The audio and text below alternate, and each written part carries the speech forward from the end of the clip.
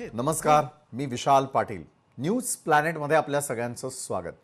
फोडाफोडीच्या राजकारणामुळे सध्या महायुतीमध्ये तणाव वाढण्याची चर्चा आहे। तर तिकडे मुंढवा जमीन गैरव्यवहार प्रकरणी शीतल तेजवानीला कोर्टात हजर करण्यात आले। दरम्यान गौरी गर्जेच्या आई वडिलांनी मुख्यमंत्री फडणवीसांची भेट घेत आपली सर्व व्यथा त्यांच्या समोर मांडलेली आहे। तर तिकडे संसदेत खासदार अमोल कोल्हेंनी चाकण MIDCचा मुद्दा उपस्थित केलेला होता। यावेळी त्यांनी मराठीत प्रश्न विचारले असता भाजपकडूनही त्यांना मराठीतच उत्तर देण्यात आलं।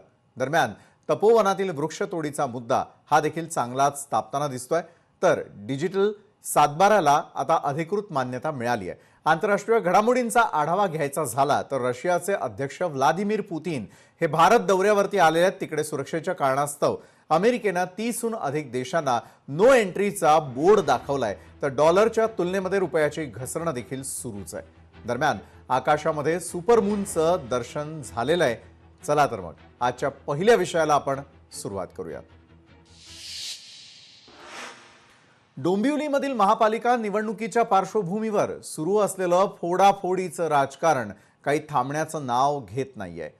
3 नोव्हेंबरला शिवसेनेमधील पदाधिकाऱ्यांनी प्रदेशाध्यक्ष रवींद्र चव्हाण यांच्या उपस्थितीमध्ये भाजपत प्रवेश करून महायुतीमध्ये तणाव पुन्हा वाढवलाय। ठाणे जिल्ह्यामधील फोडाफोडीमुळे शिवसेनेमध्ये नाराजीची चर्चा असतानाच त्यांच्या जवळच्या नेत्यांना भाजपमध्ये घेतल्यानं कल्याण ग्रामीण परिसरातील शिवसेनेवर याचा मोठा परिणाम झालेला आहे। अभिजित थर्व आणि विकास देसले यांच्यासारखे प्रमुख नेते भाजपत गेलेले असून त्यामुळे महायुतीमध्ये विसंगती वाढली असल्याचं बोललं जात आहे। दरम्यान आता शिवसेनेकडून संजय शिरसाट यांनी भाजपला एक इशारा दिलेला आहे। रवींद्र चव्हाण त्यांच्या मनाप्रमाणे वागतायत, आमच्या कार्यकर्त्यांना त्रास दिला तर आम्हाला उत्तर द्यावं लागेल असं शिरसाटांनी म्हटलंय। तसंच अशा प्रकारे फाटाफूट होत राहिली तर भविष्यामध्ये मात्र स्वतंत्र निवडणूक घेण्याच्या निवडणुका लढवाव्या लागतील आणि लोकांना महायुती हवी आहे, मात्र जर फोडाफोड सुरू राहिली तर स्वतंत्र लढावं लागेल असा स्पष्ट इशारा त्यांनी देऊन टाकलाय। झालेल्या चर्चेला हा छेदच आहे। रवींद्र चव्हाण त्यांच्या मर्जीने वागतायत, मग परिणाम आहे की ते ॲक्शनला रिॲक्शन ही होणार आहे।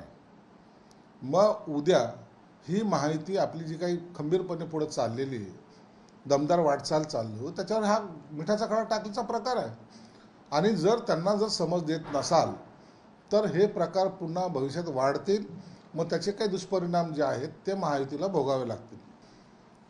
त्यांनी त्यांचा पक्ष वाढवण्यासाठी केलेले ते विधान आहे, परंतु सर्वसामान्य जनता ही महायुतीच्या बरोबर आहे, महायुतीकडे त्यांचा कल आहे।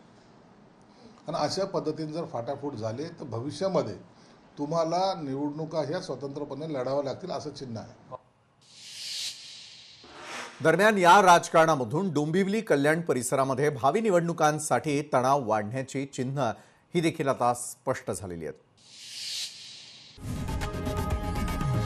लोकशाही मराठी ऐका, पहा, जागरूक रहा।